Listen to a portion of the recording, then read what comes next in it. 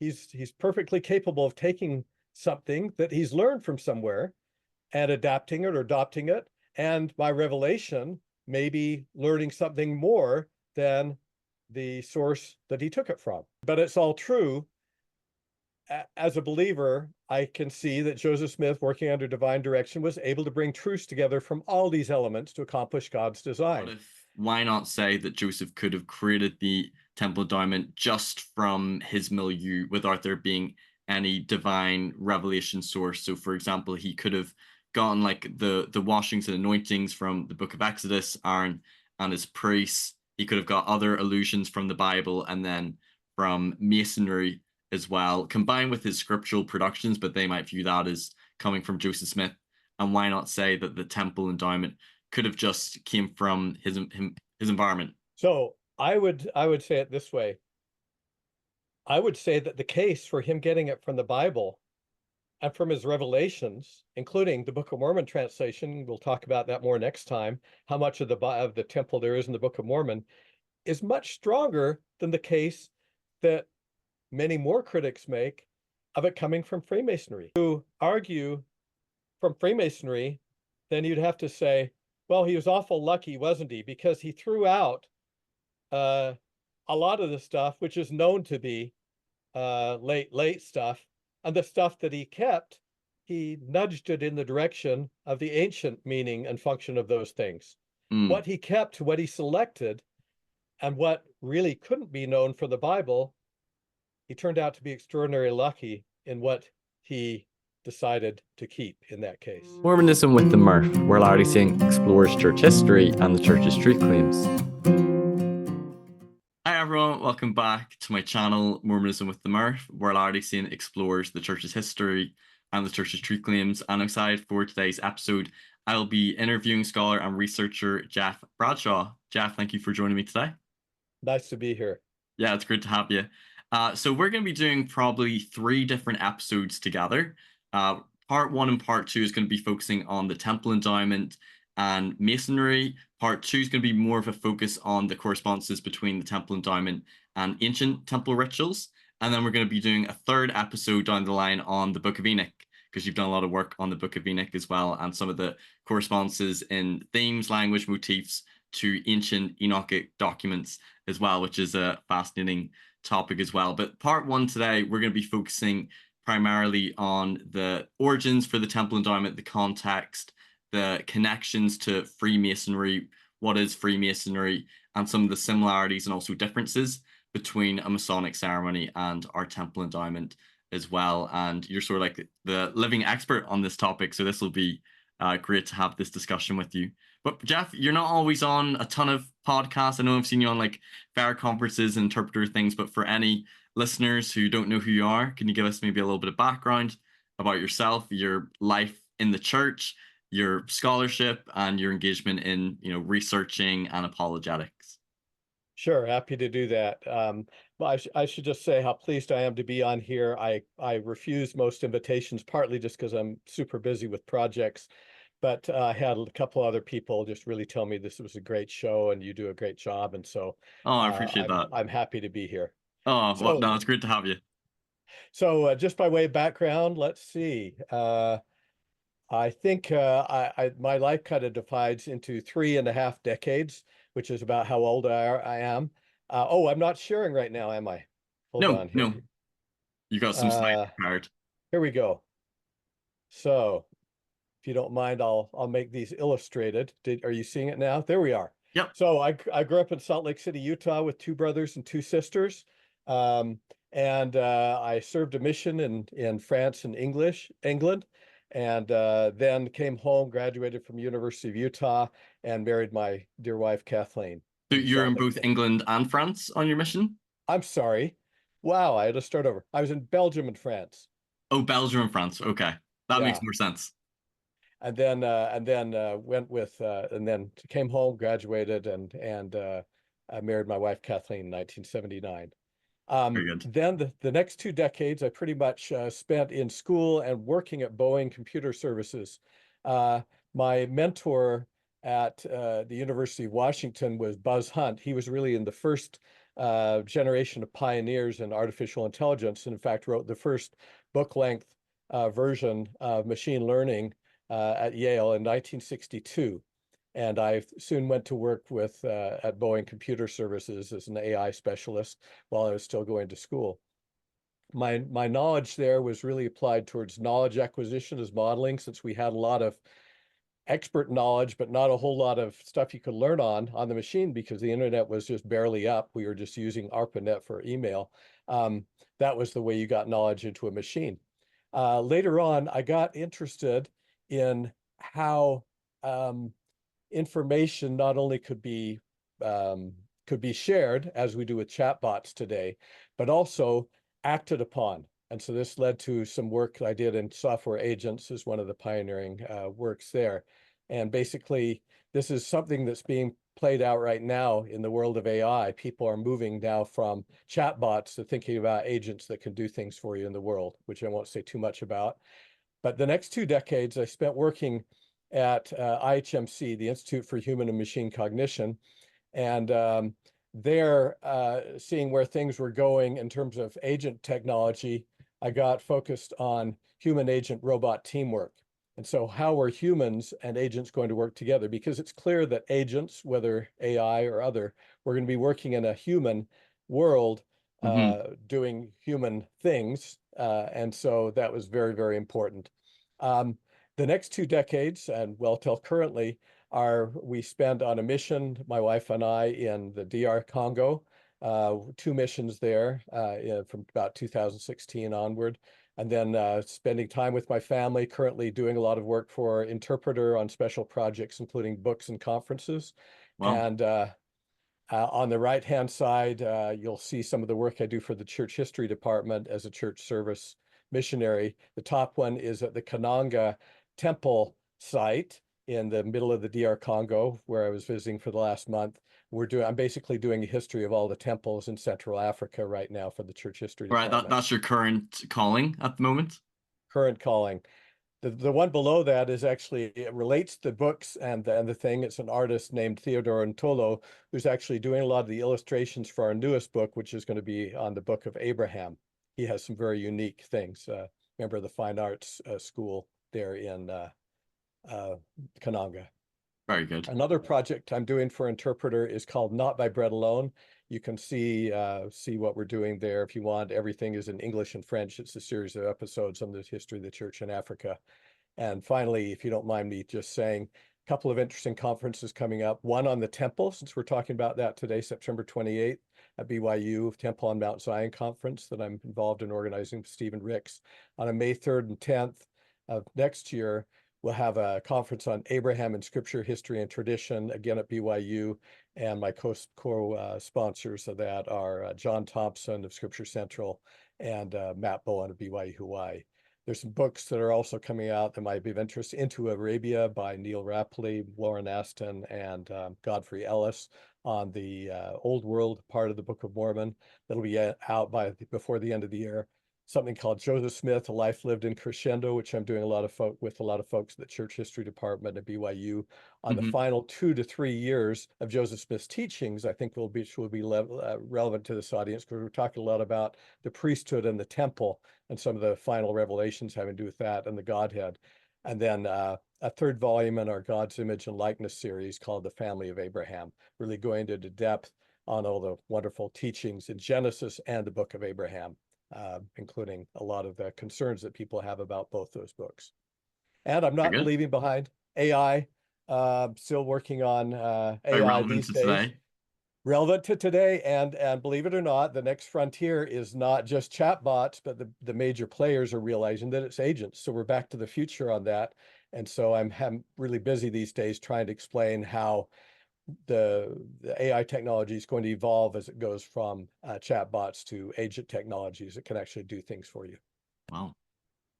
So today I'll be drawing a lot on 2 works. One is Freemasonry and the Origins of Latter-day Saint Temple Ordinances, 2022, a book that I'm happy to give anybody a PDF of if they'd like, or you can buy it online at Amazon or other places. That explains more about directly Freemasonry and the Latter-day Saint Temple ordinances. The other is a long article at Interpreter, and it really takes on the way certain authors, especially the authors of Methods Infinite, who happen to be good friends, but I disagree with them on several points, especially in their efforts to try and take Freemasonry beyond its important role in Nauvoo into basically every aspect of the Restoration. They basically see Freemasonry everywhere. So I take on what's good, what's questionable, what's missing in their history of early Mormonism from the point of view of Freemasonry. So Gotcha. that's where we're at. Any Very, questions? very good. Awesome. And you've done a lot of work as well on the Book of Enoch and ancient temple rites as well, and you said also on the Book of Abraham as well. So you're very much engaged in research and yeah, doing a lot of great work on different topics in Mormonism. Love it. Thank you. That's awesome. Okay. Okay, so we're ready to dive right in as soon as Yeah, you're so I think, time. a good place to start is to talk a little about the origins and the context for the restoration of the temple endowment, and yeah, like some of the things that sort of led up to the coming forth of the temple endowment. Okay, thank you. And this is something that isn't talked to about very much, even though it's really central to what we believe about the temple ordinances. First of all, I'd like to just cite Don Bradley's contention, which I'm starting to agree with more and more, that temple themes come very early in the Restoration, even as early as the first vision, which he sees as a kind of heavenly endowment. Of course, we don't have a very long um, account of what happened during that definitely several hour experience that Joseph Smith had. And so the first thing I'd say about the temple ordinances, the origin, is that the temple teachings were given very early on. As I mentioned, Don Bradley's belief that the first vision went beyond what Joseph Smith reported and was itself a heavenly endowment. In 1829, we have a report that John the Baptist restored the keys of ministering of angels. Those who've been through the temple will know what those Aaronic priesthood keys are to Joseph Smith and Oliver Cowdery. In fact, those keys are understood to refer to words, signs, and tokens that allowed them to discern true from false messengers, very beginning of the Restoration. In 1832 and 33, very importantly, Joseph Smith translated and expanded Old Testament passages relating to Adam and Eve. You'll see many things that are related to the temple, not just in the creation story, but also about the fall, the restoration of the idea of Jesus Christ being appointed and foreordained to be our Savior, Hmm. all an important part of the endowment in that first 1829, 1832 revelation. You'll find that he got into the book of Exodus, Joseph Smith, during his Joseph Smith translation, the Israelite temple layout, the clothing of the high priest, which is remarkably similar, maybe not remarkably to some people, but let's just say there's no question that it ties directly to the Old Testament clothing that's described in the book of Exodus. And then, of Hmm. course, washing and anointing, which are described in great detail there. We could go on to the rights of kingship, which hopefully we'll talk more about next time. Right, right. And then some of those were related to ordinance actually given in the Kirtland Temple, and the rest were featured later more fully in the Nauvoo Temple. So there's no question those early experiences with keys, signs, and tokens, and the things that Joseph Smith encountered in his expansion of the book of Genesis and in Exodus and other places were related to later temple experiences. So what specific ordinances in 1836, when we had the dedication of the Kirtland Temple, what specific ordinances were they practicing at that time? Yes. So, for example, the washings and anointings were done very much like they were today. The washing of the feet, which is a New Testament ordinance, but which Joseph Smith tied in the experience of Mary in John chapter 12, specifically to being an ordinance, not just being a practice. It's interesting because when Joseph Smith did his translation of the Bible, he didn't go through wholesale. The great majority of expansive additions to the Bible that he made were related to temple matters. And no Hmm. question, it was a tutorial on the temple. And in John chapter 12, when he talks about the washing of the feet, which was later practiced as a crowning ordinance of the Kirtland Temple, he alludes to it specifically being an ordinance and not just a godly practice of showing humility and so forth. Right. So certainly the reading and the translation of the Bible was sort of an inspiration for some of the temple ordinances that were introduced in Kirtland prior to his involvement in Masonry. Absolutely. And Hmm. I'll have a slide about that later on today or tomorrow or Right. next Specifically time when it comes to about the that. washings and anointings and the washing of the feet coming from the New Testament. Very That's good. great. And 1835, just going a little further, Joseph Smith began to translate portions of the Book of Abraham. So there we have a lot of temple teachings about the high priesthood, about sealings, and if we take the facsimiles into account, the grand keyword given by God, which again we understand as temple goers, and many other things. It says these are things in the facsimile descriptions that are revealed only in the temple of God. So all Right. that was came pretty early. Interesting. And a teaser in our next episode, we're going to talk a bit about some of the correspondences between the ancient Egyptian temple rituals and our temple endowment. And Bruce Porter did a really, I thought, fascinating presentation on that. I think I can't remember if it was the Firm Foundation or where it was, but I found that very, very fascinating. Yeah, I'll be interested to hear your insights on that. As that was very important to you, I think early on as you were studying these things. Yeah, it was one of the very first episodes that I encountered whenever I was out of the church. It was shared me by my dad, because I very simply saw that the temple giant was just Joseph plagiarizing from Masonry and putting his own spin on it was just a modern creation. And it was one of the first things I saw that, man, like, is there some correspondences to ancient rituals and things in antiquity? So I found it very fascinating. The parallels were quite apparent to me. So we'll just finish sort of the history of the early teachings by saying Doctrine and Covenants 124, which came in 1841, the year previous to Joseph Smith being initiated in Freemasonry, the Lord said that he would reveal to the church things which have been kept from before the foundation of the world, including something that President Nelson referred to, the fullness of the priesthood. So, going along with the line of reasoning you were having, by 1836, really when Moses, Elias, and Elijah restored, again, priesthood keys, which can be taken not only in the conceptual and knowledge sense, but also in the literal sense, knowing what keys represent in the temple, the authority necessary for a complete restoration of temple ordinances. And I'll say a little bit more about that later. But if you think about that, you ask yourself the question, since Joseph Smith had the necessary keys, could he have restored and administered the Nauvoo-style temple rites during the Kirtland period? Brigham Young seems to have thought so. After giving a basic outline of the Nauvoo-era temple rites, President Young said that, quote, before these endowments could be given at Kirtland, the saints had to flee before mobocracy. So the saints then settled in far west Missouri and laid the cornerstones of the temple there, but eventually had to go to Illinois to save their lives, really. Hmm. So President Young lamented that the Kirtland temple then fell, quote, into the hands of wicked men, and by them it was polluted like the temple of Jerusalem, and consequently it was disowned. So in essence, he implied that the additional ordinances could have otherwise been given at Kirtland had the people been ready. Hmm. So that's kind of interesting. There's other evidence too that the pattern that the temple was going to go by in Far West Temple was going to be a little different than the one in Nauvoo. And Joseph Smith said, even before he got to Nauvoo, quote, I've never had an opportunity to give the saints the plan that God has revealed to me. That's kind of an interesting statement. Well, that is interesting. So that was what year did he give that statement?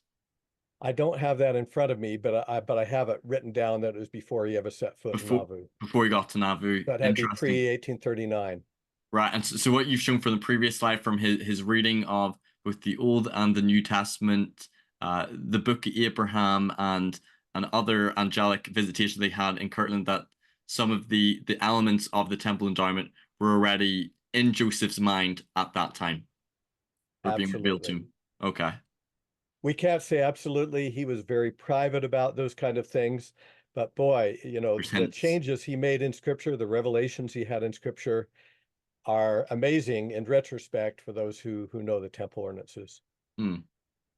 So besides, though, the fact that he didn't say anything about it, and besides the fact we know early, other people did talk about the revelatory nature of those ordinances. Parley P. Pratt said that all those things were shown him in a heavenly vision. And on another occasion, Parley P. Pratt talked about priesthood, law, philosophy, sacred architecture, ordinance, sealings, anointings, baptism for the dead, the mysteries of the first, second, and third heavens, et cetera, et cetera. You think about how comprehensive the Gnabu temple was. He says, they were revealed to him from spirits from the eternal worlds. Elizabeth A. Whitney said in a church periodical that an angel of God committed the temple rituals to Joseph Smith.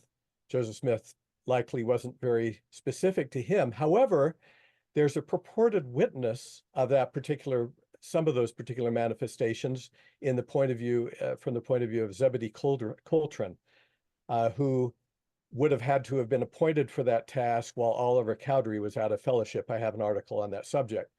Unfortunately, what we have is a late third hand report of someone who said, from someone who heard Zebedee Coltrane claim that in the Kirtland Temple over a 2-week period, Jesus Christ himself, quote, drilled them in the temple work. According to that report, he took them through the ceremonies time and again. And again, I refer you to that work that I have that discusses the circumstantial evidence for that having taken place. Then Did they indicate any date where they think that likely would have happened about the revelation about the temple work, or does this quote not specify? Well, it doesn't specify, so I go through and I analyze that in this article. And it would have had to have been after the keys were restored on April 3rd, 1836, sometime before the Kirtland Temple fell out of use and was quote unquote desecrated, and sometime when Oliver Cowdery was out of fellowship. Remember, he had some troubles with plural marriage at that time in early 1836, soon after the temple dedication. Right. And Zebedee Coltrane, as president of the 70s, if the account is correct, and he's the one who reported it, stood in as a second witness to that rather than Oliver during that time, if that account is true. So sometime later in 1836 or early 1837. And I have more details in the article. Okay, gotcha.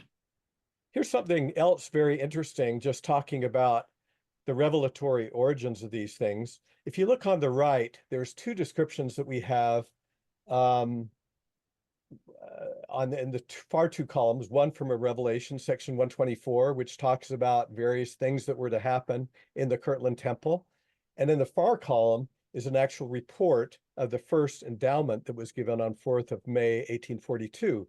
And that's a little bit more specific, but really, if you look at those descriptions, they correspond to things that we know by the names of initiatory, endowment, marriage sealing, fullness of the priesthood, election made sure, second comforter, and receiving the kingdom.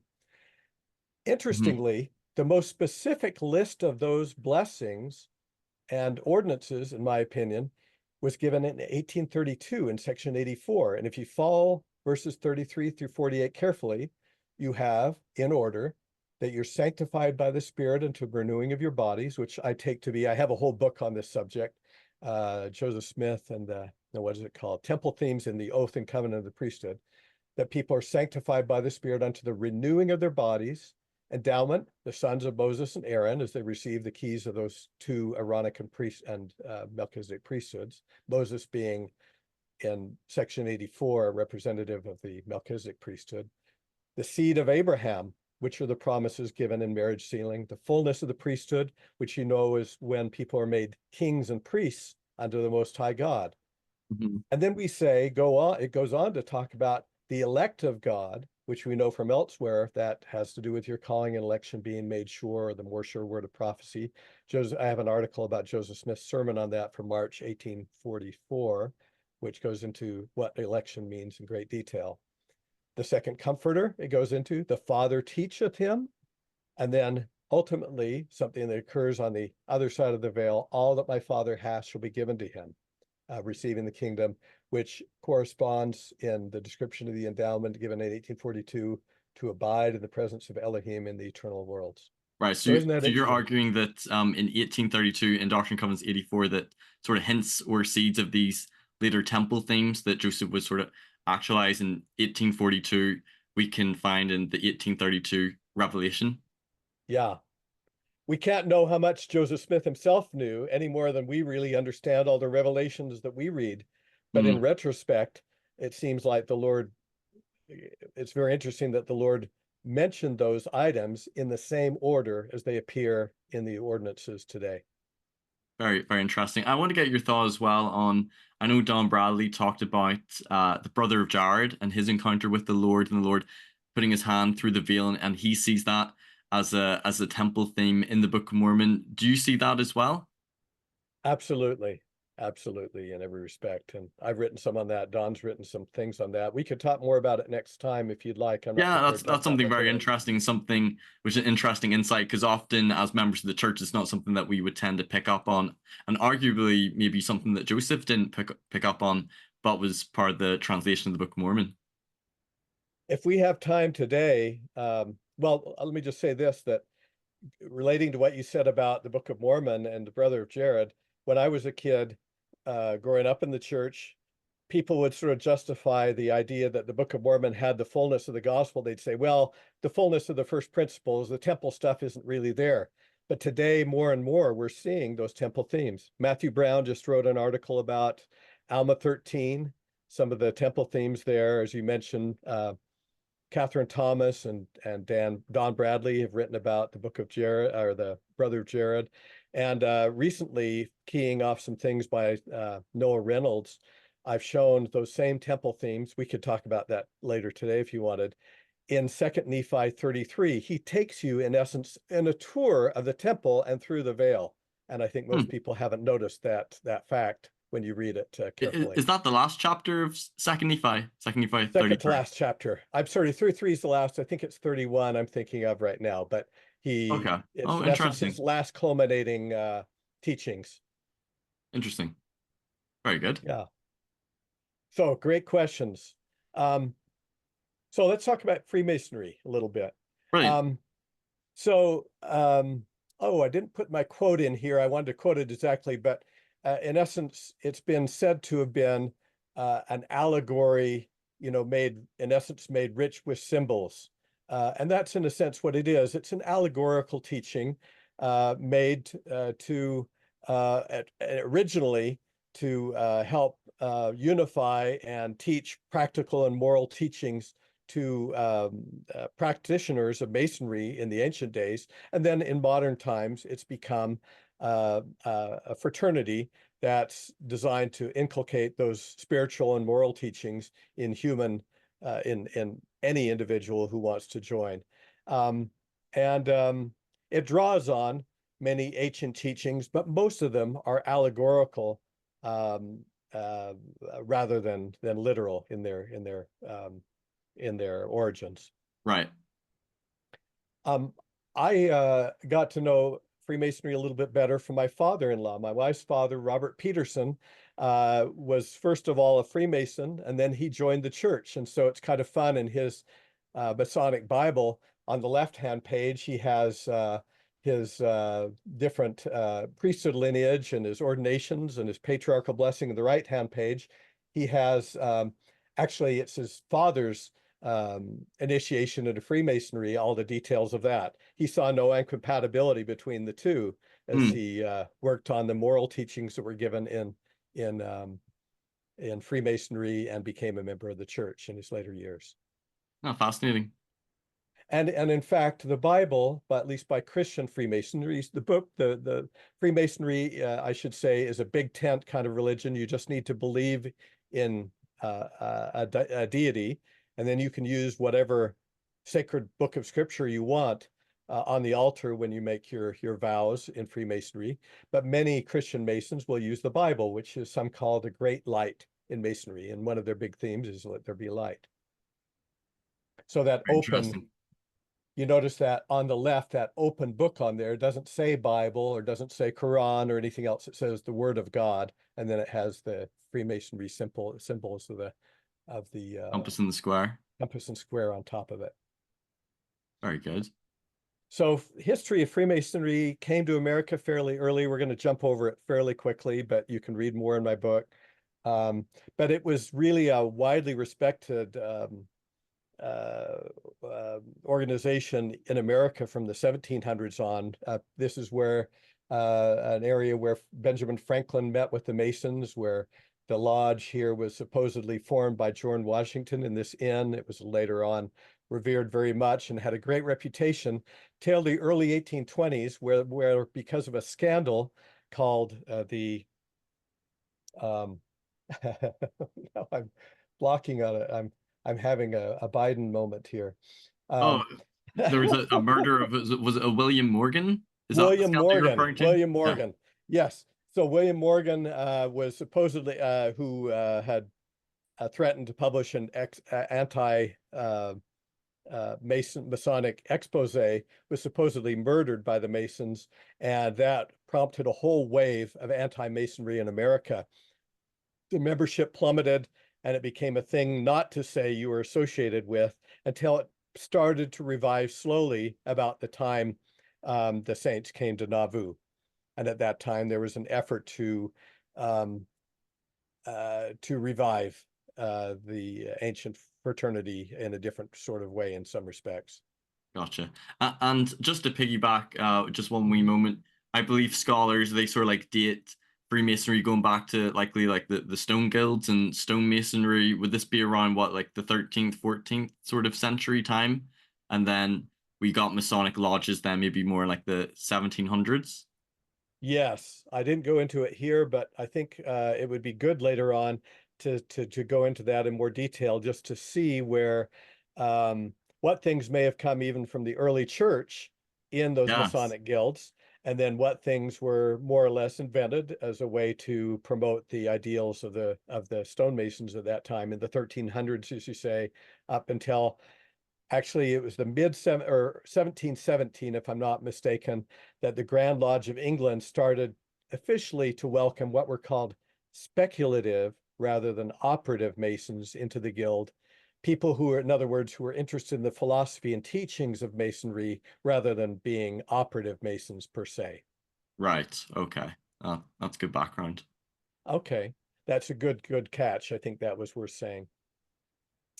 So, did people think it was a bad thing? No, no. Actually, people who know Freemasonry realize it's a fairly benign institution. The allegations of devil worship have all been debunked. There was a big fraud, a guy in France who promulgated those, and his writings are still being promulgated today, even though he himself admitted that they were wrong. There's a lot of fervor against Freemasonry in the evangelical community, but pretty much it's a very benign and fraternal organization.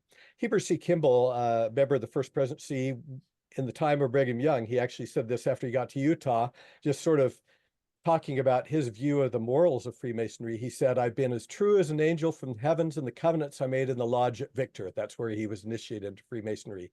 No Hmm. man was admitted into a lodge in those days except he bore a good moral character and was a man of steady habits, and a member would be suspended for getting drunk or any other immoral contact.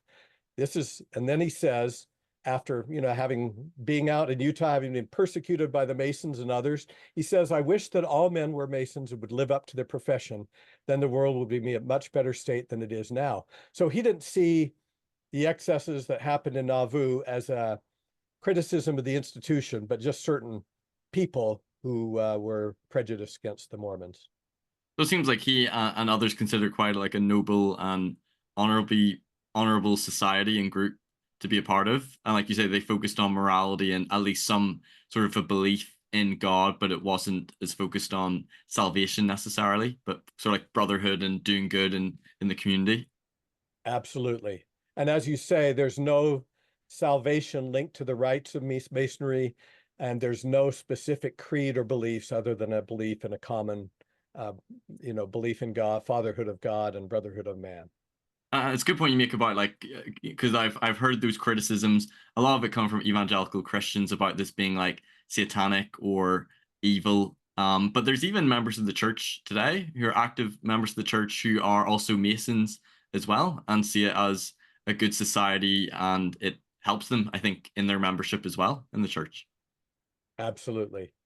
And maybe leading on from building on what you're saying, just to get a feel for the different organizations that are part of it, they have affiliated. In the center, you see the main rituals that are common to all Masons, first, second, and third degree, in the Craft Lodge or the Blue Lodge, and then a variety of different orders around it, women's auxiliaries, children's auxiliaries, social clubs, and so forth, that carry on the work. And there's a variety of efforts to raise money for good causes, the Shriner hospitals for children, various forms of disaster relief, and so forth on the right-hand page. Interesting. And as you say, good people have joined, not just my father-in-law, but some good friends, Bill and Carolyn Krantz in Florida, who happen to be prominent state officers in the state of Florida. I had a chance of helping teach the gospel to Bill and being part of their temple endowment a few years ago. And he wrote the foreword to my book, and they're just great friend. And again, they see only positive benefits to the association between the fraternity of Freemasonry and the gospel. That's awesome. So do you go on to talk a little about like what sort of involved in their ritual or their ceremony in Masonry? I will a little bit here, Okay. but mainly I'll do it in the context of saying what's similar and what's different. I'll do it in a highlight sort of way, but if you want to dig any deeper, I can do that too. Oh yeah, So, no problem. That's absolutely fine. so let's talk first of all about Joseph Smith, how he got involved with Freemasonry a little bit, and Yeah. then we can dig as deeply as you would like to into what the Freemasonry looks like. You know, you're very kind to go into the long form of things, but I go far too deep, so I'd rather let you drive how deep we want to go. That's good though, because a lot of my listeners, I think, really appreciate the long form and diving in deep. Because a lot of people who would be listening are probably already aware of a lot of this topic as well. So it's good to sort of get into the details and the specific and the history to have more informed understanding. You bet. Now, again, a lot of the people who have read only superficially or in some of the older sources associate the start of Freemasonry in Nauvoo with John C. Bennett, who a biographer calls a saintly scoundrel. I won't go into his history except to say, yeah, he was an early Freemason in the church, but also not the initial impetus. The initial impetus really came from a man named um, um, Adams. I want to say John Adams in Springfield, Missouri. Joseph Smith happened to stay at his home in October 1839. He happened to be involved in the reconstitution of the Illinois Grand Lodge, very famous figure in politics, somewhat controversial, but he became very interested in Joseph Smith's story and very sympathetic to the Saints, and in fact wrote a letter of recommendation to them before they went on to Washington, D.C. to meet with Martin Van Buren.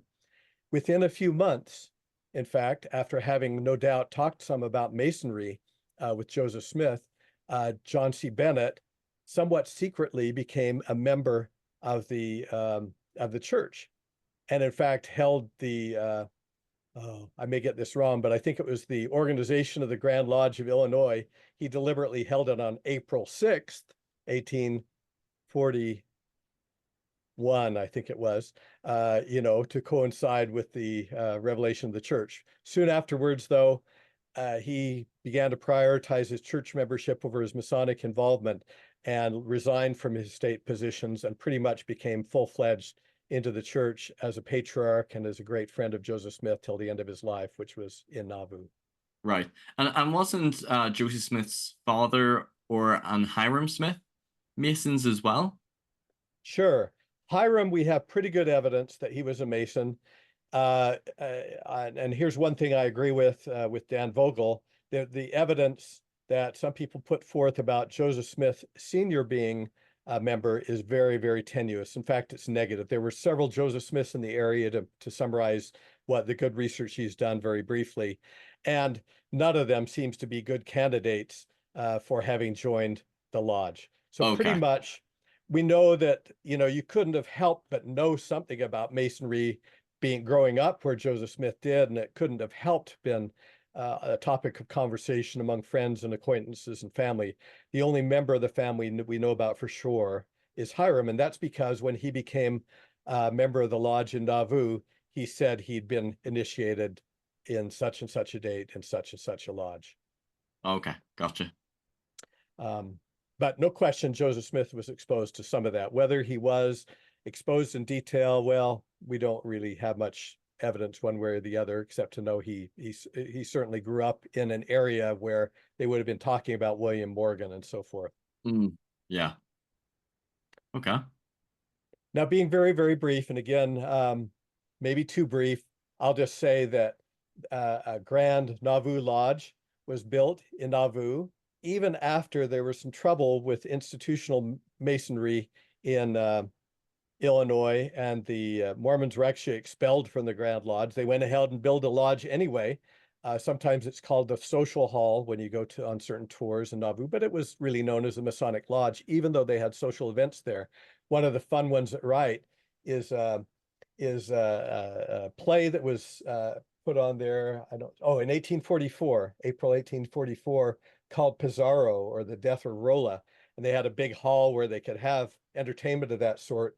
And it would have been fun to have seen Brigham Young as the high priest in that dramatic production. So it was a social hall in addition to a Masonic building, in addition to a meeting place, as probably most people know, of the Relief Society.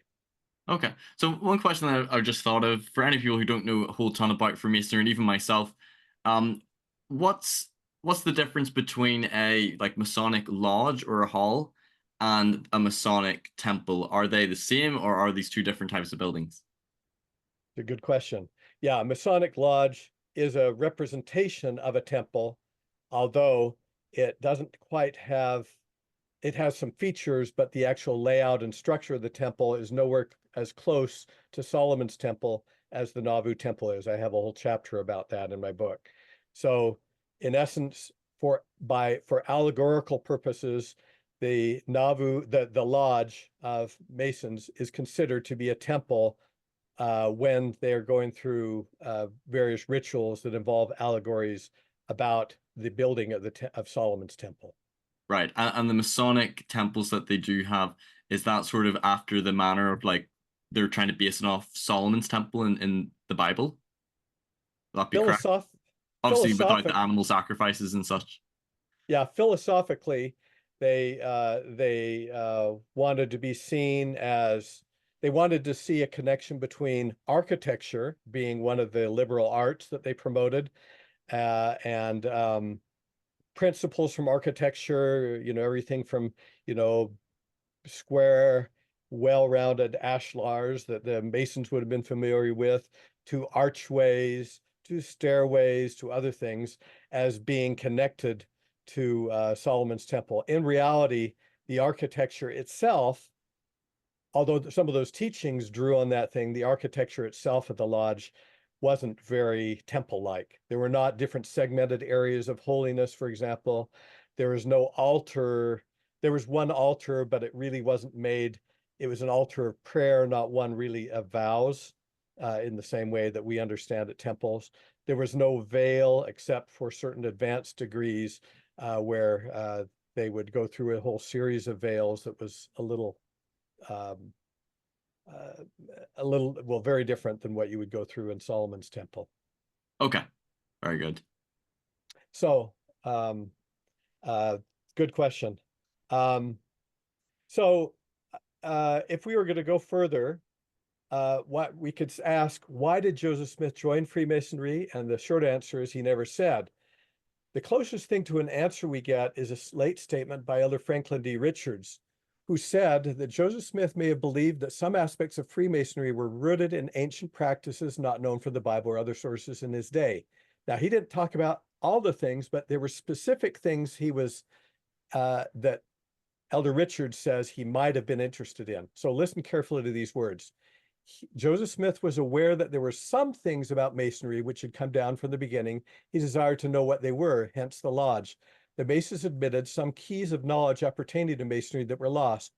Joseph inquired of the Lord concerning the matter, and he revealed to the prophet true Masonry as we have it in our temples.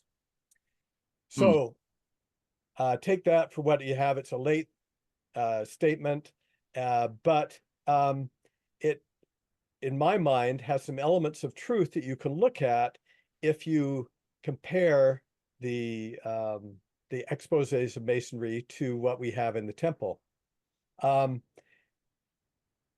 I would just say, and we're going to say more about this later, the closest resemblances are those keys of the priesthood, let's just say the act gestures and ritual language associated with keys, tokens, and signs and penalties in that day.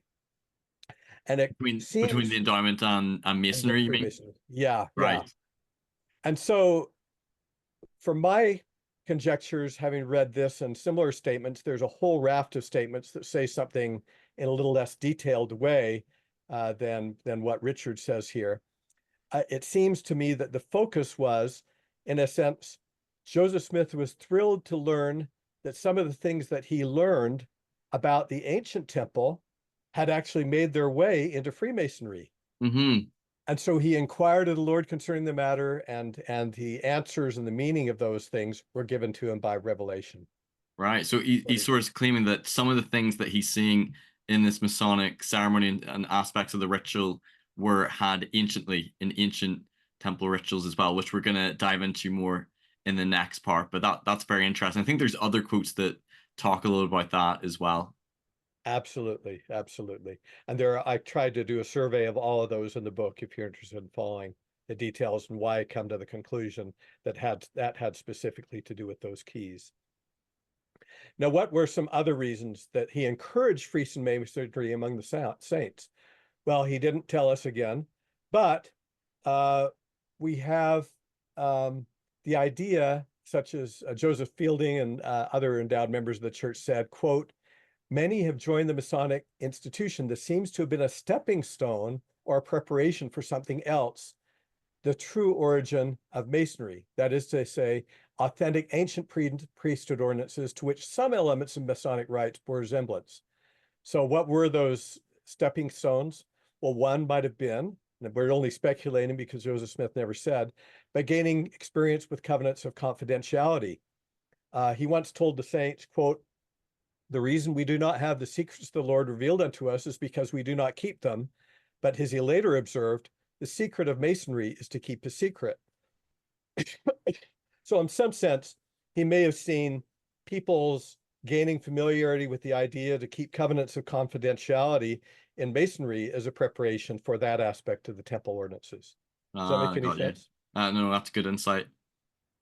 And then another reason was just the whole idea of learning through ritual.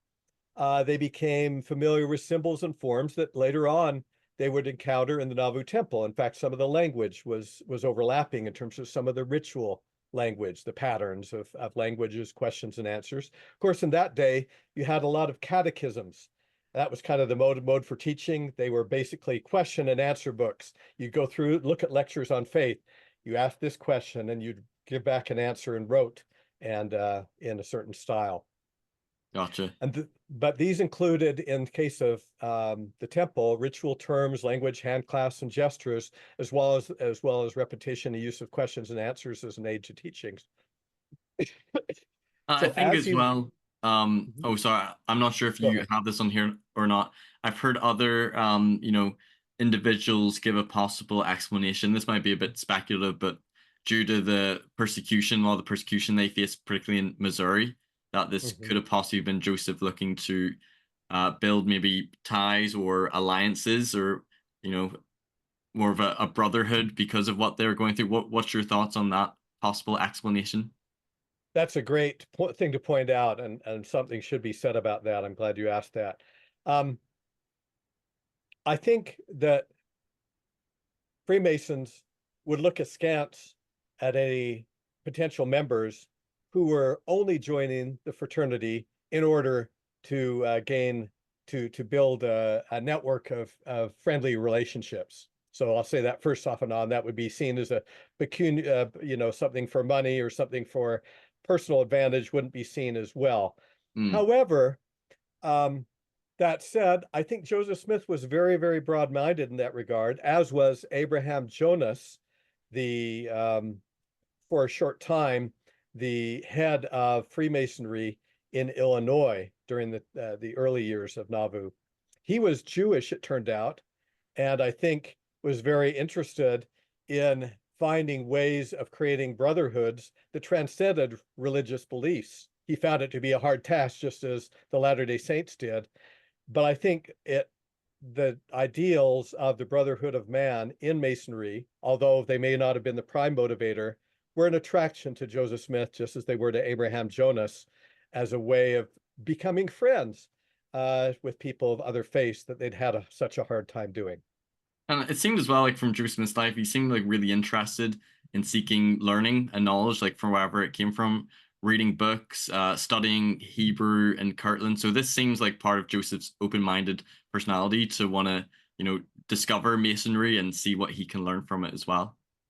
Absolutely. Some of the similar quotes to Franklin Richards, it stresses curiosity, whether Yeah. it was to confirm what he already knew, which I think is very likely given what he already knew, or I think he was never askance to learn something new as Mm, well. yeah. Very interesting.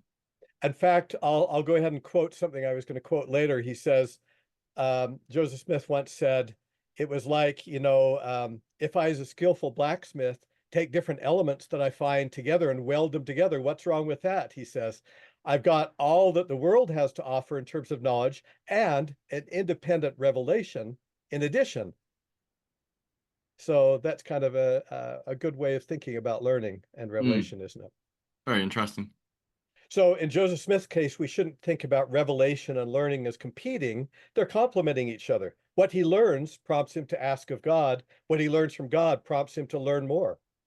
Right. And It's part of the revelatory process because often we can have this view that, oh, well, revelation should happen in a vacuum, like it's just God speaking to the prophet, and there's no sort of intellectual process or influence from the environment. But there's a lot of things in our history. Many of the revelations were prompted by something in his environment. Very often, his translation of the Bible, many revelations came from that, or the papyrus and the Book of Abraham, or Joseph Smith's first vision coming from him reading James 1:5 and going to a revival. So there's often things that lead to it as well. what's wrong with that? That's something we all try to do, right? Hmm. Yeah. Great, great insights. Well, just going a little further, were Freemasonry and the Temple seen as rivals? Um, so it's true that Joseph Smith's exposure to Masonic ritual provided him with a useful example of how to teach through ritual, but whatever suggestions came to him through his experience with Masonry, what he did with those suggestions through his prophetic gifts was seen by the saints as transformative, not merely derivative. I like what, again, Hiram Smith said, I cannot make a comparison, he was a long-time Mason, between the house of God and anything now in existence. For him, it was something genuinely new and transformative. Participation in Freemasonry, we could go further with that, didn't really diminish when the Nauvoo Temple was dedicated. If they were rivals, you would expect to say, okay, now we got something better, we're done. But Heber C. Kimball, when he got to Utah, said, I've been true to my country, to my Masonic brethren, and also to my brethren in the church. He saw those things as mutually complementary. And I like what Richard Bushman says, if Joseph thought of Freemasonry as degenerate priesthood, he did nothing to suppress his rival. In fact, the growth continued in Freemasonry even after they were expelled from the Illinois Lodge, and even after the opening of the Temple for Ordinances. The last lodge meeting in Nauvoo, I was interested to learn because I began studying the whole lodge book more in detail than was reported earlier. The lodge book wasn't generally available till recent years. But the night before the saints crossed the Mississippi to go west, they had a lodge meeting. So that tells you something about what they felt about the fraternity to the end. It wasn't competition, it was helping them. Right. Okay. So your point is they didn't see the Temple Endowment as like this is Freemasonry 2.0, and they left, participating in the Masonic lodges to the Temple Endowment, but that this is a different type of ceremony, and that Joseph was repurposing some of the ritualistic elements or symbols, but it's a different type of ceremony. Right, right. Okay. I guess this would be a good point to say, after the Saints moved west, things happened. Their membership in Utah Freemasonry was discouraged by both church leaders and local Masons for many years, in Utah especially, not necessarily elsewhere in the United States. But in more recent time, practicing Latter-day Saints have served in prominent positions of responsibility in the fraternity. I think it was in the late 1980s or 1990s. There was the first active Latter-day Saint who was made the president of the Grand Lodge in Utah. And the church has made it clear more recently that members are not prohibited from becoming Freemasons. So we should say that. Okay. But there was a time when it was essentially banned by the lodge and strongly discouraged by the church in the late 19th century, early 20th century. Gotcha. So that was when they were in Utah. Was that more sort of like under Brigham Young or John Taylor around that time? Yeah, it's complicated, and of course there was a division of feeling. It continued in some threads longer past Brigham Young's time, and Brigham Young could be seen wearing his Masonic pin in Utah at times. Then he stopped wearing it because there were some conflicts when Johnson's army came in and so forth. But generally speaking, yeah, the last quarter of the 19th century through the mid 20th century, it was discouraged in part among church leaders. Because it was a distraction from people's church duties, and it could be seen as conflicting loyalties, and in part by certain Freemasons in Utah because they abhorred church doctrine, and they felt like it wasn't, I think it wasn't until the 1980s that they could really countenance church members becoming a part of that fraternity in Utah. And was there some animosity or resentment? Because as I've read about, the mob who killed Joseph Smith, likely there might have been Masons in the mob as well. Do you think that could have tied into why they wanted to sort of have this division, perhaps? I don't know that it tied into the general feeling, but some early members of the church did mention their supposition that there were Masons in the mob. And when Joseph Smith cried out using a no doubt Masonic statement, "Oh Lord my God," and the rest of that says, "Is there no Like help a for the widow's sign son?" of distress. Sign of distress that that people in that mob ought to have recognized and come to his aid. I think, though, like Heber C. Kimball, they saw that as the fault of mean-spirited people. They didn't generally hold that against the institution per se. Okay, gotcha. They just felt like certain members didn't live up to their ideals. Right. Good clarification. Yeah. Alrighty. So let's talk about similarities between Freemasonry and the temple ordinances. I like this statement from Richard E. Turley, who said the following. Over the years, many researchers have asked me about the similarities between the endowment introduced by the prophet Joseph Smith and Freemasonry, often pointing out similarities to me. I explained that Joseph adopted and adapted the then popular pedagogical system of Freemasonry to teach eternal principles, and that therefore they should look for the differences between the endowment and Masonic rituals if they want to find the essence of what the Lord revealed to Joseph. Now, isn't that interesting? What's your take on that? Why do you think he said look for the differences rather than look for the similarities? Well, I think one thing could be people might hyper focus on the similarities and there come to the conclusion that therefore this is a riffing or a plagiarizing of Masonry to produce the Temple Endowment. It could also be a hint to differentiating between the endowments or the covenants and the doctrine versus the presentation or how it's presented, through ritual and the teaching style as well. But I think he's also hinting at looking at the differences, so things that Joseph couldn't have gotten from Masonry that is unique to our temple endowment as well, particularly things related to the theology, the doctrine, the covenants as well. But even some aspects of the ritual, which we'll probably talk about more in part two. For example, prayer circles are things which don't exist in Masonry but are in our temple endowment. Absolutely. So this is great. You actually said those things better than I could have in terms of the 3 points you made. And I would just add one more to the list of three things you mentioned, and that is that let's just take, for example, the signs and tokens and covenants, which are the things that resemble us closest outwardly in terms of their gestures and language patterns. Hmm. When Joseph Smith, let's just assume he adapted and adopted them, as Richard Turley said, the differences in meaning and function within the endowment are different. Hmm. And in some sense, pull them closer to ancient usage than to what the Masons did. Right. So, It's repurposing. mhm. But it could have been repurposing them for some, new function or something else.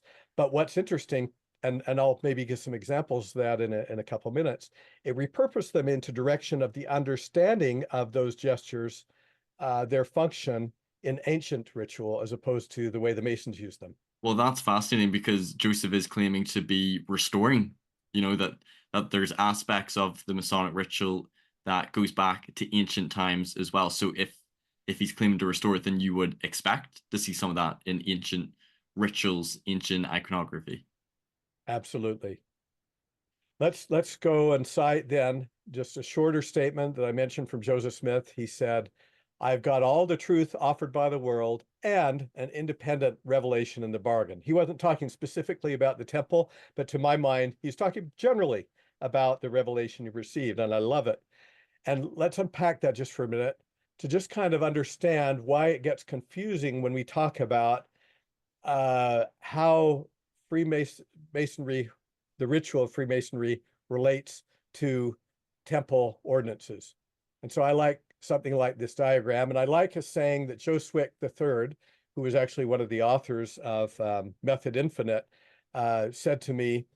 He was a believing and is, I think, right now. Unfortunately, he's got some medical issues, so I'm not sure how his health is doing, but he was a believing and endowed member of the church.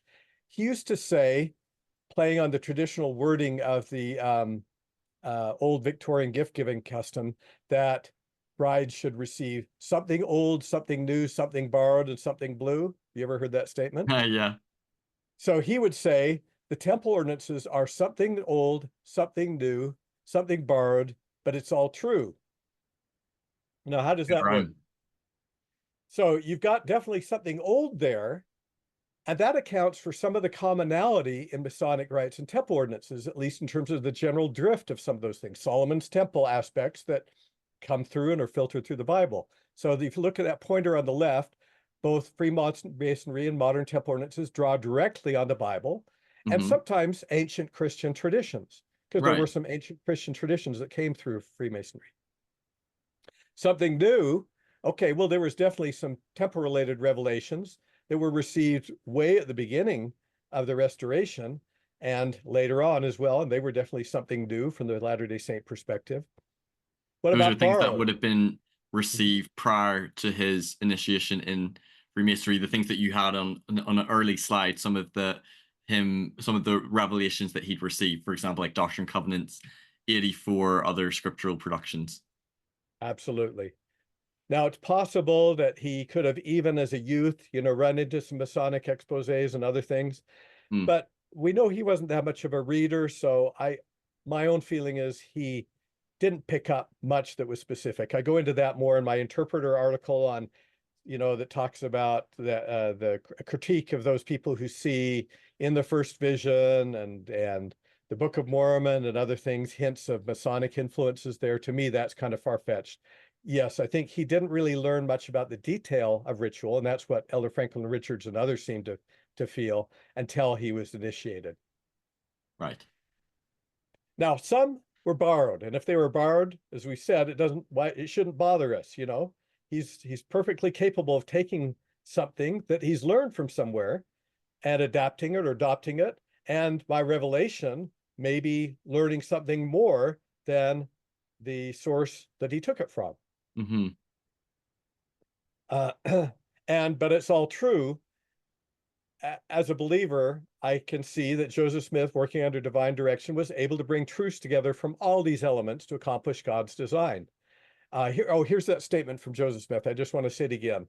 I love it. One of the grand fundamental principles of Mormonism is to receive truth, let it come from where it may. If as a skillful mechanic in taking a welding heat, I use a borax and aluminum, etc., and succeed in welding all together, shall I not have obtained a good object? That's great. Yeah. So definitely Joseph's paradigm or view of revelation was taking the best from his environment as well as receiving revelation. Right. And Revelation's an interwoven process in that way, right? Hmm. He becomes aware of temple and priesthood related matters early on. They spur his interest in learning more about certain aspects of the Bible. He especially elaborated temple related things and Freemasonry. On the other hand, his encounters with Freemasonry in the Bible served as a catalyst to his prayer for revelation about temple related topics. Right, gotcha. So things in his environment, they're part of the revelatory process, and it's both sort of like this intellectual and spiritual kind of like collaboration. And as I like what George Minton has to say about it. One of the prophet's roles is to take revelation or truth or things in the world from whatever source he has and to discern what is of value in it and what's not. Hmm. And so if we believe he's a prophet, we say he didn't just take it in wholesale. You'll see that he rejected a lot of things as well as accepting some. Okay. In fact, I like this statement by Heber C. Kimball. The Masons have now and then a thing that is correct, but we have the real thing, meaning the whole, the context into which it all fit anciently. That's a good And diagram because it shows like the overlaps, which will be the similarities, but then the differences, things which are in the Temple Endowment, which aren't in Masonry, or the things that Joseph didn't take from a Masonic ceremony yeah, endowment. and you could argue with how much that overlap could be. Um, People are going to nudge it closer together or further apart, but I've studied in detail several exposés from the time of Joseph Smith of the rites of Masonry he would have been exposed to, and pretty much the close textual parallels, excluding sort of the generalities that you get in common from the Bible, and they amount to, if you omit the repetitions, about a page of single space text. And those are the ones that everybody always quotes, and they have to Mm-hmm. do with the keys of the priesthood. It's Mm-hmm. about between 1% and 2% of the length of those texts. And I invite anyone to do it on their own. I haven't published that result and probably won't because it's for people to do on their own. Okay. But I think that's a good notional sketch. In fact, just as kind of a fun diagram, Matthew B. Brown just made a fun list, a partial list of a bunch of things in the Freemasonic ritual that has no place in the temple. It wasn't that Joseph Smith said it wasn't useful or moral or untrue, but it just was unrelated to the temple rituals. So you look through that list and you say, yeah, there's a lot of stuff there that is in that 90 some odd percent that has nothing to do with the temple. Mm-hmm. And that And would sort of then, be a lot of the content in there of a Masonic ceremony, as well as maybe some ritual aspect. But I think I'm seeing a lot of probably content of their ceremony and ritual. yes, exactly. So it pretty much, and I'll say more about this later, revolves around certain allegorical aspects having to do with the building of Solomon's temple. Mm. And our allegory centers around, our narrative centers around Adam and Eve. Hmm.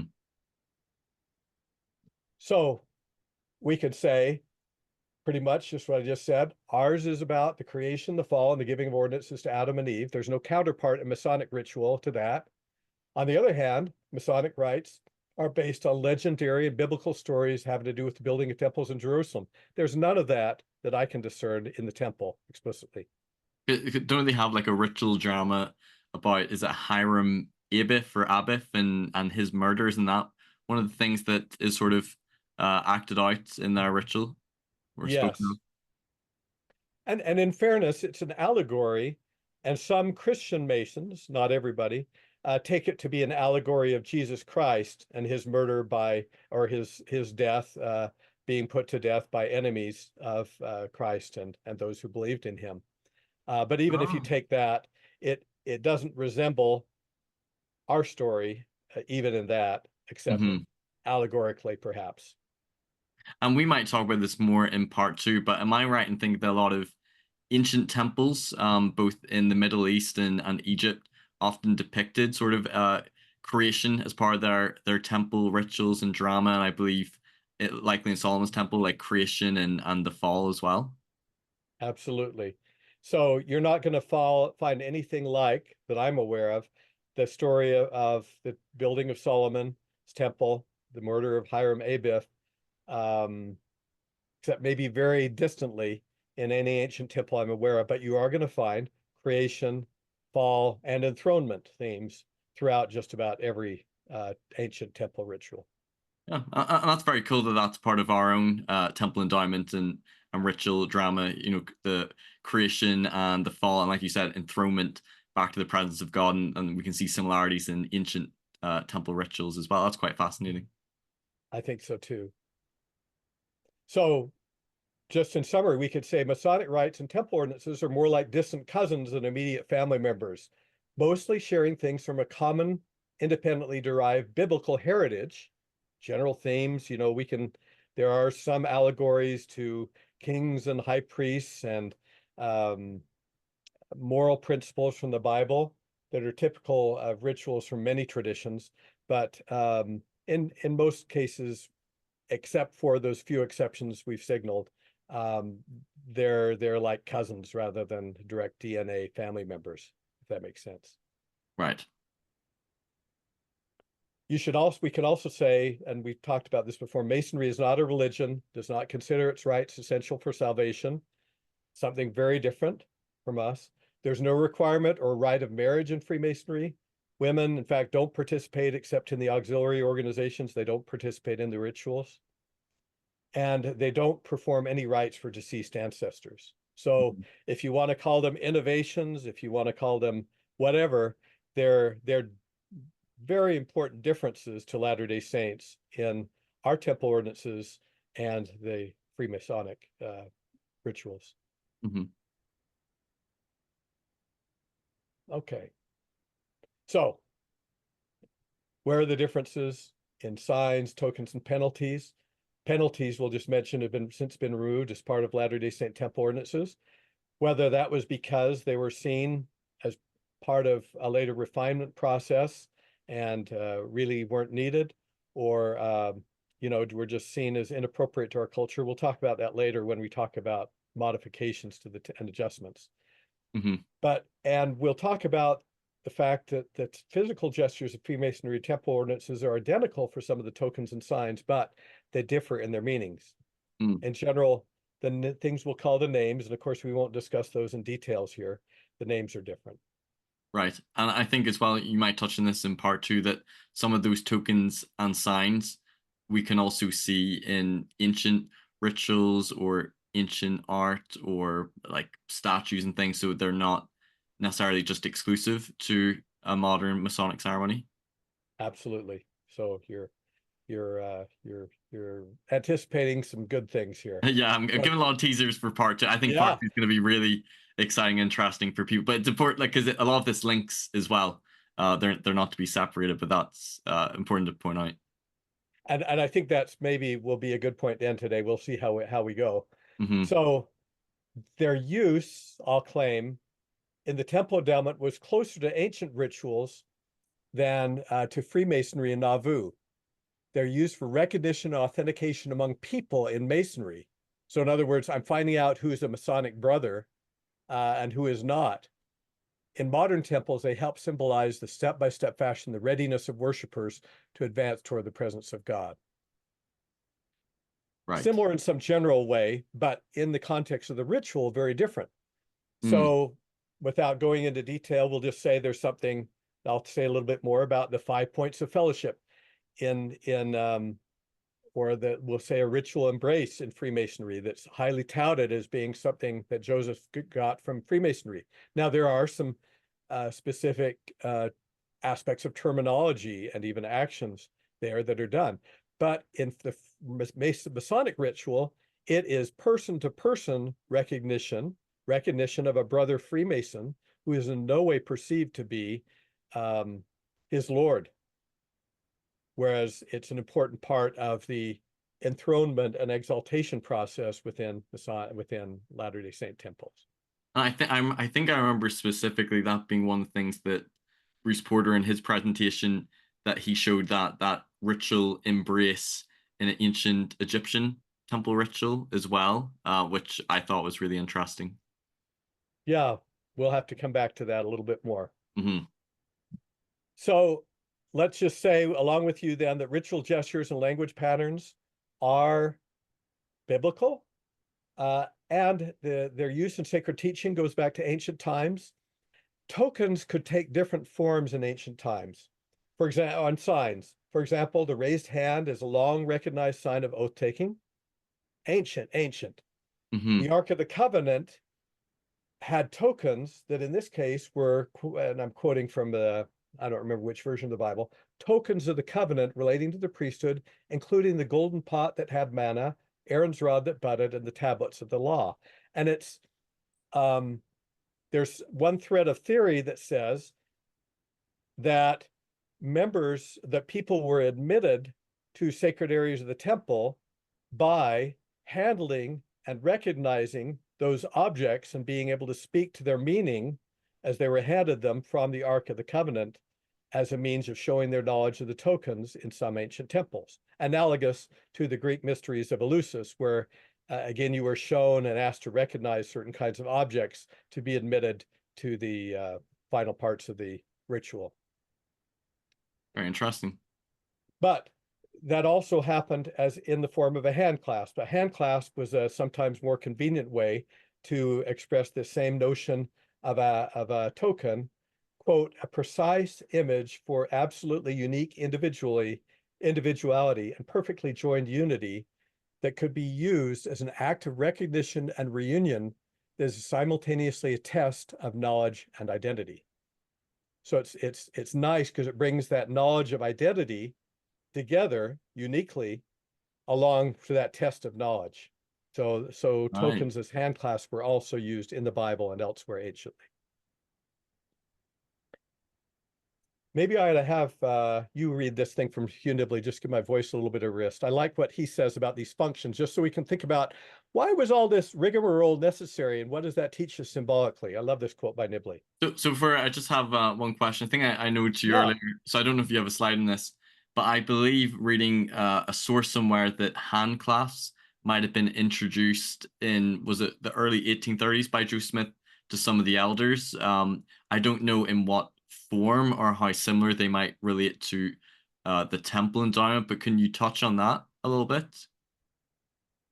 I think you're talking about with maybe during some of the persecutions in Missouri and some of Possibly. the areas like Samson Avard and his group. I'm not prepared to talk about that right today because those are complicated matters and we Oh, have no some problem. ignorance on some of those and a lot of claims, but I'd be happy to talk about them next time if you'd like. Okay, no problem. So this is Okay. Unibly. He says, as you approach the camp surrounding the temple, you signify your intent with a reassuring sign. Is this signum or signum?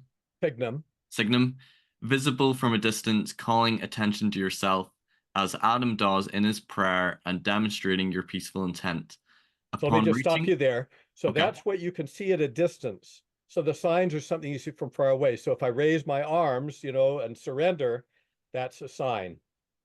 And it's not an intimate identification. Go ahead. okay. And what's the context? What temple is he referring to? What's He's he talking talking about here? about ancient temples generally and the Generally, function of okay. signs and tokens generally in ancient temples. Gotcha. So he says, upon reaching the gate, you present your token, a tangible object. All of these serve as a tessera hospitalis, that is a symbol of mutual hospitality, admitting one to a closed group or a party or a club, a guild meeting, etc. It is presented to the doorkeeper, a herald trained in such matters. The Holy One of Israel is the keeper of the gate, and he employs no servant there. Most important, he cannot be deceived. The token recognized, you pronounce your name to the doorkeeper in a low voice, a whisper, for it is a special name agreed on between you and your host, and should not be picked up and used by anyone else. Wow. I love that because that brings together sort of the ancient function of signs, tokens, and names, and their distinct functionality, but their interrelatedness in temple context anciently. That's very interesting. So they'll be presented to the doorkeeper, or the keeper. He's sort of relating to the keeper of the gate, which we would view as Jesus Christ, um, depending on the ancient tradition or religion.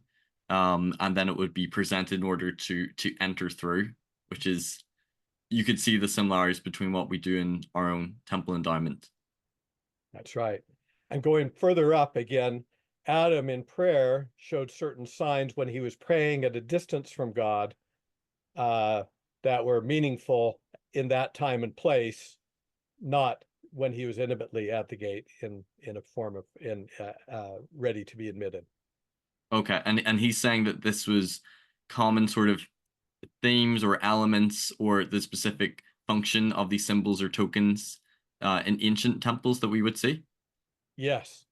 And now, if you're ready for that, I can just give a few examples of that, and maybe that would be almost a good point to end for today, looking at the time and Sure. maybe a teaser for next time. Yeah, I'll just see if I have any other Okay, um, yes, please. last questions, but I'll see if we can continue with your slides, and I'll see if I have any couple of questions related to masonry I could ask you. So let's give some ancient examples. This is from the ancient Near East in the time of Old Babylon, I think it's the Middle Bronze Age. You can see these keepers of the gates. Those trees represent doorposts. And for things we'll talk about next time, they were seen as artificial trees, trees of knowledge, as it were, as opposed to actual trees that through which you had to pass in order to get to the inner sanctum.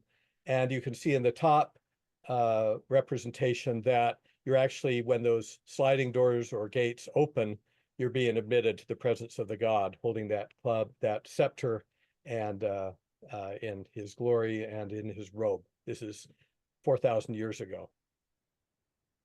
Here's in the time, well, this is actually a picture from the 1940s of a group called the Mandeans, whose temple ceremonies, temple-related ceremonies, go back to supposedly the time of John the Baptist. Hugh Nibley said, referring to the Manichaeans and to some degree the Mandeans, the right hand was used for bidding farewell to their heavenly parents upon leaving our primeval home, and was the greeting with which we shall be received when we return to it, end of quote. Likewise, the Mandeans, whose history may intersect with disciples of John the Baptist, still continue a ritual practice in which the kushta, a ceremonial hand clasp, is given 3 times, each one of which, according to Elizabeth Drower, a non-Latter-day Saint, quote, seems to mark the completion of a stage in the ceremony, end of quote. At the moment of glorious resurrection, Mandean scripture records that a final kushta will also take place, albeit in the form of an embrace, what the Ginza, that's Mandean scripture, calls the quote, the key of the kushta of both arms. That's the embrace. Okay, Now, you know, so in this picture, they're doing some sort of a ceremonial hand clasp according to that piece of text that you read. yes, it's one of the 3 that they make. It's before they, in anticipation of the final embrace that they make at the time they return home to God. And these are the Mandaeans, and you say they claim to have originated around the time of John the Baptist, descended Yes. from them. Mm-hmm. Okay.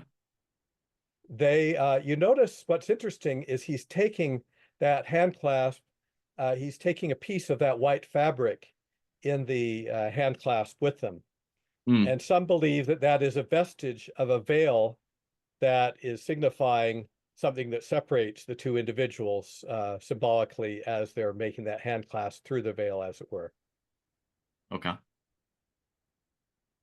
Now, signs, of course, that goes way back. There's when we see stories like this is Adam being deceived by the devil and bringing Eve there, and he, in essence, tells him to depart, a gesture of depart by raising his right arm to the square, as he doesn't want Satan to continue deceiving them. There's more to the story, we'll say it. Right. So that's Adam on Sometimes, the right. That was Satan on the left, and hit him with the right arm to the square. yeah, and Okay. pointing to Eve behind him, who is not wearing any coats of skin, so I've cut her conveniently off the picture here. Okay, no problem. And then these are the three knocks that, for example, that in Catholic ceremony that are sometimes used to open the gates in certain ceremonial occasions to enter the presence of the Lord. We won't say any too much about that more here, but I've written elsewhere about this. Or you can see this is nothing like the Masonic idea of being able to ritually use the hand clasp to recognize peers, other Masons. These are Christian disciples going into the kingdom of God successively using their knowledge and handshakes, sacred hand clasps, as it were, to move and advance toward the kingdom of God, being clothed as they go by the angels until they're ready to enter the final gate. This is from a 10th or 11th century painting by Memling. Okay, well, it's ubiquitous, even in Islam. The most well-known Islamic story of heavenly ascent, it concerns Muhammad himself. At the heavenly gate of the guard, Ishmael asks Muhammad's name and inquires whether he's indeed a true messenger. After having given a satisfactory answer, Muhammad gradually ascended from the depths of hell through each one of those gates, showing his signs, to the highest of the seven heavens on a golden ladder. And at the gate, the guardian angel again asked who he was. Gabriel, at that gate, introduced Muhammad, who was then allowed to enter the gardens of paradise. And that's the same journey in some respects that the pilgrims execute during the Hajj. When the pilgrim successfully completes the final stage of his journey, quote, all veils are removed and he talks to the Lord without any veil between them, end of quote. Now, in the Abu Dhabi Mosque, I found there, which is typical, there are often representations of the tree of life. And in this case, each leaf of the tree of life contains a different one of the names of God, and pilgrims are asked to meditate upon those names as a way to acquire for himself or herself those godly characteristics. Interestingly, I noticed the highest one near the top had no name on the inside. And one tradition holds that the 100th name is the true name of God, but it remains unknowable as a witness of the unspeakable transcendence of the one. One scholar of the central 17th century said, in the name of him who has no name. When I saw that, I asked a Muslim friend who told me that this last name is not unknowable in eternity, since it will be given to each of the faithful by Allah himself when he or she enters paradise after death. So in the Muslim tradition, we have a similar function of that name as something that goes along with heavenly ascent after death. That's really fascinating that both in ancient sort of early Christian art, but also Islam, it's depicting this, presenting hand claps in order to enter into God's presence or into his kingdom. Yeah, and with the names specifically. And with the names, yeah. Which matches the name of God in the highest name of God, doesn't it? Now, what about between husbands and wives? Islamic traditions also associate a test of naming with the marriage of Adam and Eve in a matter similar to temple initiates in other cultures. Adam and Eve, shown here in the middle, before the fall and having been given instruction by God, was said to have been directed to recite a series of secret names to the angels in order to convince them that he was worthy of the elevated status of priest and king that had been conferred upon him. In fact, that in the Genesis version of the fall or the creation, the reciting of the names of the angels takes the place of the story of the reciting of the names of the animals in the book of Genesis. So he's in essence showing his knowledge of the names of heaven. This test of Adam's knowledge of certain names culminated in an examination to determine whether Adam could identify Eve and recite her name. So this is what an Arabic scholar says about the incident where Adam identified Eve. Quote, when Adam awoke from his sleep, he saw Eve sitting at his head. The angel said to Adam, testing his knowledge, what is this, Adam? He answered, a woman. They asked, and what is her name? He replied, Eve, which we know means the mother of all living. The exercise in heaven, where Adam recognized Eve through a dialogue that included her name, was later repeated on earth. Al-Talabi, this Arabic scholar, observes further, when Adam and Eve were rejoined after the fall, quote, they recognized each other by questioning on a day of questioning. So the place was named Arafat, meaning questions, and the day Irfa, meaning knowledge or recognition. They basically came to earth and recognized each other again by those heavenly names to prove, in essence, to renew their marriage covenant they'd made in heaven. So very interesting. Oh. Well, we could end there, or we could take some additional questions if you want. We could go into the next topic would be on symbols and some of the Masonic symbols, or we could take any of the questions or topics. Yeah, maybe I'll ask you a few questions, because I think this is a really good teaser and sort of transition to our next episode, talking about ancient symbols, ancient sort of art and iconography, and specific rituals, particularly of early Christians, and the correspondences to our temple endowment, which I find really striking and really fascinating. And I feel like often in these conversations about the temple endowment and masonry doesn't get discussed, and I think it's really important context to take into account. But I'd like to ask maybe a few questions related to masonry and the temple endowment, and some of these might be coming more from a critical perspective, just to either put on your critical hat or what critics might say. But the first one is, so in relation to some of these symbols and some of the ritual aspects of masonry, would you hold the view, because some scholars believe that although they would say that masonry likely originated somewhere in medieval Europe, maybe around 13, 14, 1500s, but that it likely descended from maybe rituals in Christianity, as you're starting to show. Would you sort of hold that view that some of this must have descended from Christianity, and even maybe rituals that went back anciently as well? Yes, I do think that that's very likely. In fact, he'll talk about Masonic scholars, and I don't have the references in front of me, but draw distinct parallels between the 3 degrees of masonry, of Blue Lodge masonry, and 3 orders of initiation that early priests were asked to make in the Catholic Church in the early days, and say, in essence, there was a deliberate analog there to help those stonemasons who were learning those things acquire analogous knowledge and make analogous progress towards a greater understanding and morality. Okay.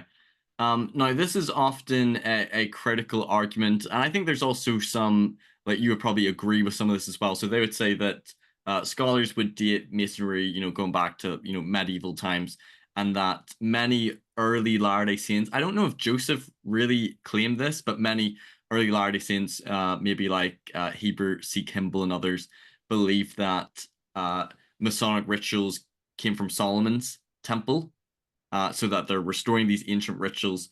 But scholarship would say that they can't find a direct line between Solomon's temple and masonry, and the rituals that were done in Solomon's temple was more about animal sacrifice. So they might conclude that, well, therefore, does this not show that the temple endowment, if masonry is shown to be sort of modern origin, does that not show that the temple endowment is modern origin and not ancient, if it's shown not to go back to Solomon's temple? What's your response to that? And I imagine part 2 will probably be a main response to that, but what's your quick response to that? So a quick response to that is that, so far as I know, Joseph Smith never made that claim. He seems to have made claims that he definitely believed that the temple rituals were ancient and continuous with what happened anciently. So it's a little complex to disentangle all that. What I would say is that although there's no direct line of Solomon's temple to Masonic ritual, and that Masonic ritual does not draw for its ritual aspects, more for its allegory and its certain scriptures that quotes in its ritual, its morals and teachings, that there were some ancient aspects that Joseph Smith and others did find in it. They didn't have to take it wholesale to say that there weren't, to say that there were some aspects that did go back to Solomon's time. In fact, there are some temple scholars that have found that there was much more to ancient temples, particularly if you look at the coronation ceremonies of ancient priests and kings, as you talk about, that go far beyond animal sacrifice. Animal sacrifice was the preparation to enter the holy place and eventually the Holy of Holies, which was restricted, of course, very restricted in Second Temple times.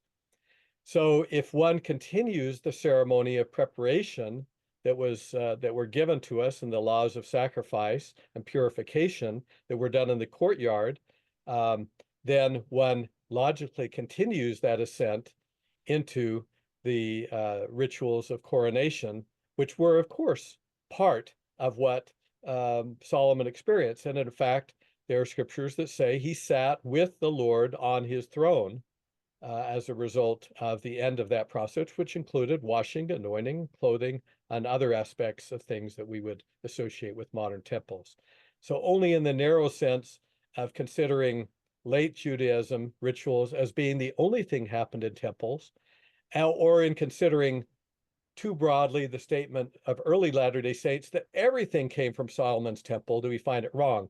If we, on the one hand, realize that in Solomon's temple, at least, if not in the Second Temple Judaism, there were many more things that went on than just sacrifice. And if we recognize that in Latter-day Saint view, there were some aspects, at least of the ritual, if not every aspect of the narrative, that go back to ancient times, then we can, not throw the baby out with the bathwater. Boy, that's a pretty convoluted statement, but I hope you get my meaning. No. I think as well, I believe your view as well is that even if scholarship dates free Masonry and stonemasonry, originating likely in medieval Europe, because you can see some of the symbols and even similarities to some of the rituals going back anciently, that you would view that this isn't just a modern creation. It wasn't just invented, that it had to have gotten some of these symbols and some of these rituals passed down from somewhere, if we can see evidence of that anciently, even if there's not a direct line that they can point to, if that makes sense. And just to be perfectly clear, there's no doubt in my mind that some of the language associated, especially in the Nauvoo Temple rite with, say, the 5 points of fellowship, were directly taken or borrowed, as to use Richard Turley's time, from Masonic language. It was a very useful and very clear means of presentation. Mm-hmm. However, the meaning was brought closer in line with the ancient meaning and use in context of what that ritual meant. And that's a beautiful welding of borax and aluminum, like Joseph Smith said. Mm. So we talked about this earlier, but in very quick, like, bullet point form, because one of the questions I have here is, because obviously we know his introduction to Masonry was one of the catalyst for the Temple Endowment. Could you give the bullet points of what you feel were the other things that were part of the revelatory process in the coming forth of the endowment? So beyond the ones that I mentioned earlier, or you can repeat the ones from earlier. okay, Even just for repetition sake. So for repetition, I believe I think I'm pretty convinced, not 100% convinced, but pretty convinced by Don Bradley's argument. And actually, he's going to be presenting that his paper to that effect, the September 28th Temple on Mount Zion conference. He's going to be giving a keynote. That the first vision was a sort of a heavenly endowment, and his reasons for believing that.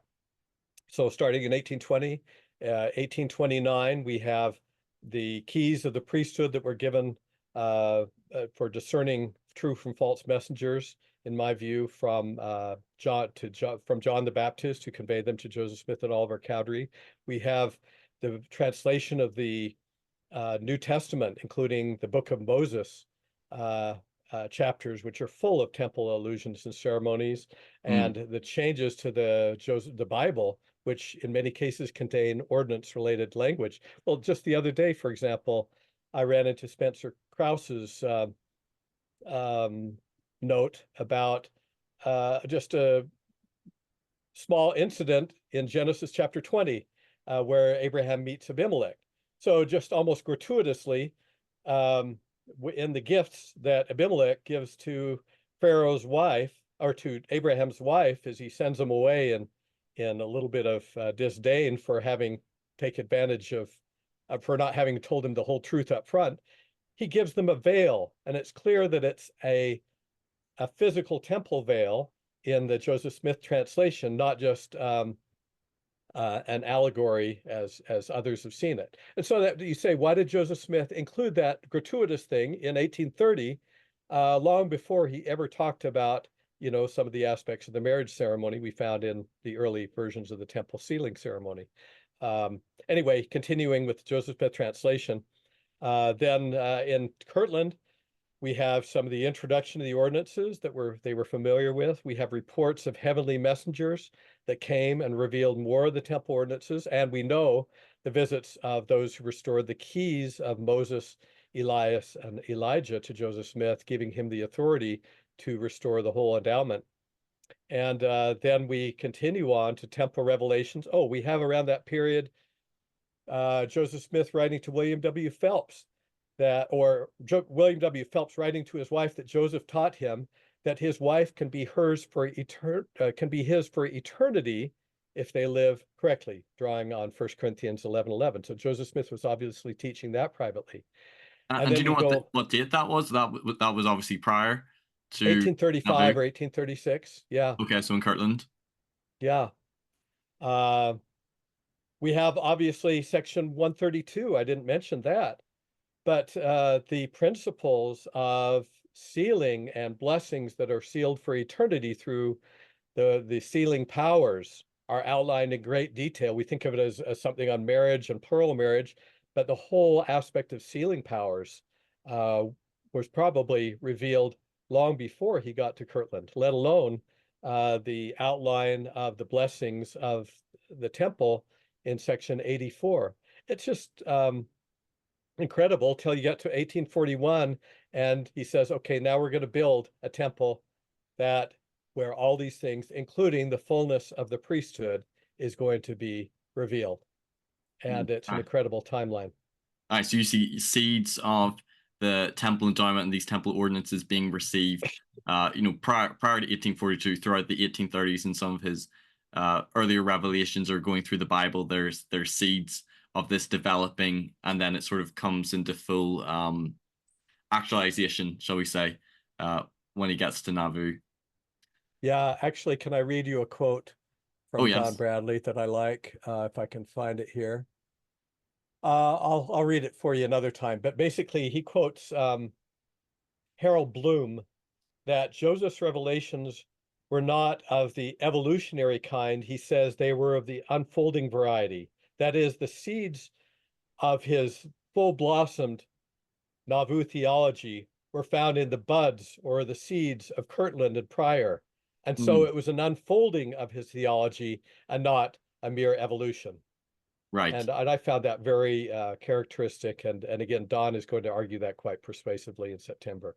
So you would strongly argue against critics who would say that the idea or the notion for the temple endowment emerged as a result of it first happened when he was initiated as a Mason in March 1842, and then 7 weeks later approximately we had the temple endowment. You would argue that that's not when the ideas or the inspiration for the temple endowment occurred. No, although there were doubtless certain ritual forms and teaching practices that could have been adopted by that.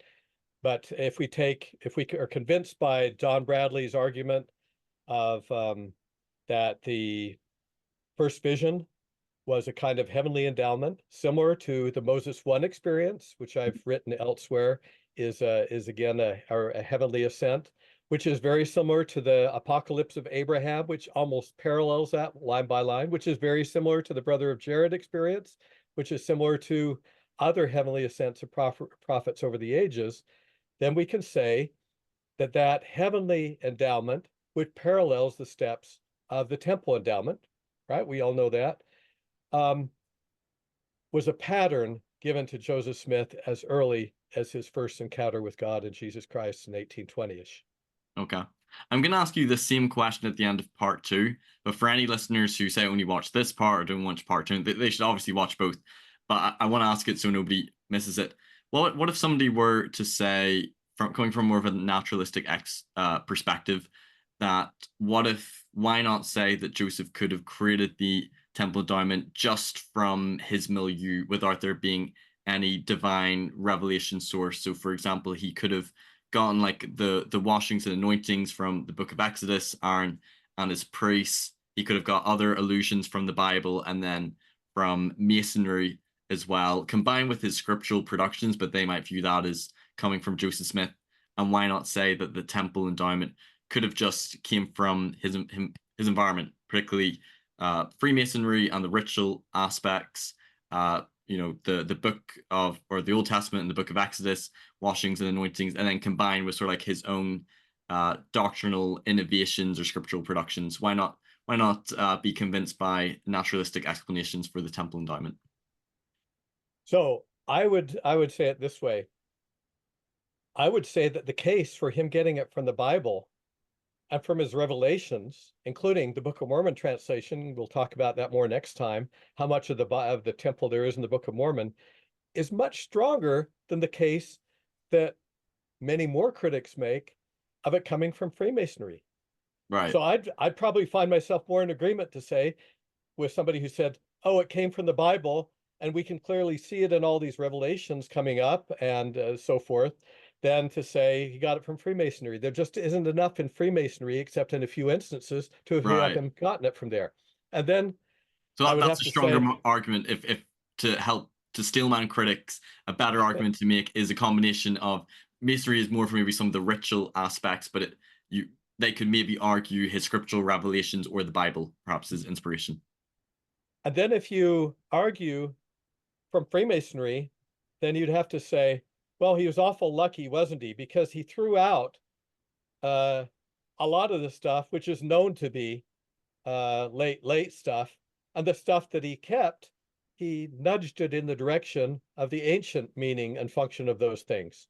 What he kept, what he selected, and what really couldn't be known from the Bible, he turned out to be extraordinarily lucky in what he decided to keep in that case.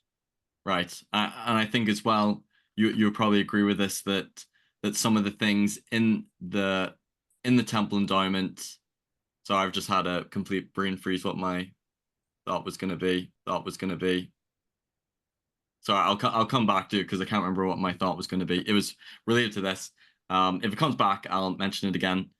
So the last question I'll ask you is, so there's sort of two different views that apologists or scholars might take on the temple endowment and Masonry. Either that, there's the endowment, which is the doctrine and the covenants, and there's the presentation of the endowment, the ritual aspects, and that yes, Masonry was utilized or borrowed in the presentation, but that's different than the endowment itself, the specific covenants or the doctrine. And then others would point to that, well, we can see these similarities in ancient rituals or ancient ceremonies and our temple endowment, so therefore it's a restoration. Do you lean more with one view or the other, or would you be a mixture of the two? Well, it'd certainly be a mixture, and in part because that's in essence what Russell M. Nelson has said. He said, the changes and the adjustments that are made in the endowment are a very strong confirmation that revelation is ongoing, that presentations can be adapted and changed to different cultures, to different understandings, to different emphases, to different needs of people at different times. In fact, I have no doubt that it's probably dumbed down to our particular world. And when we get to the next life, as some of the early brethren taught, there will be other endowments and teachings where it'll be unfolded before us and say, I can't believe I ever missed that, or now I see what this was all about. We'll take some graduate courses. So we ought not to take this overly literalistic view that exactly what we have is exactly what was presented thousands of years ago. On the other hand, some of those aspects that we'll say are more purely ritual, let's just again take, I hope I haven't been insensitive over the sacredness of these things, as I've talked about priesthood keys. But some people really say are we really saying that those aspects of the endowment are really necessary to what goes on in the other side? Are those essential knowledge, and are those an essential part of the ritual, for example? And that's something that clearly does have a link to some aspects of Masonic ritual. All I have to say is that in this world and in this Latter-day Church, we are taught, and the brethren have clearly always taught, that those are absolutely essential. In fact, those priesthood keys in Nauvoo were seen as the biggest prize that those who'd been endowed went away with. We kind of think the biggest prize, as just speaking of us as modern temple goers, is the knowledge we gain, the spirit of peace we feel in the temple, the presentation of the plan of salvation. They would say, go home and say, and reinforced by the preachings of leaders, I received the keys of the priesthood today when I received my endowment.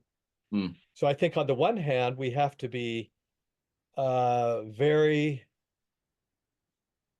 a very high value on those ritualistic aspects that they are invariants, at least in this life. On the other hand, I don't think we want to be hyper literalistic and say that if I can perform all those actions and say all those words perfectly in the next life, I'm going to be admitted to the next kingdom. I'll maybe find this quote for the next thing, but Joseph John A. Widsoe gave a very nice passage where he said, ordinances on this earth are for this life only, for the purposes of this life, and have no place in the other world. They're absolutely essential so that everybody gets the same thing and has the same requirement, just like baptism. We say, Jesus said, everyone has to be born of the water and the spirit, which we take as meaning everyone. We have to find a way to do it for everybody who wants to accept it. In the same way, that ritual we go through, we take as being very important. But I think Elder Widsoe's statement, I'll quote him for it, so don't quote me hyperliteralistically on this, but essentially to me, he's saying there's other ordinances, there's other teachings, there's other things that will have to be performed on the other side and understood, beyond which we get on this life to be able to pass through the presence of God.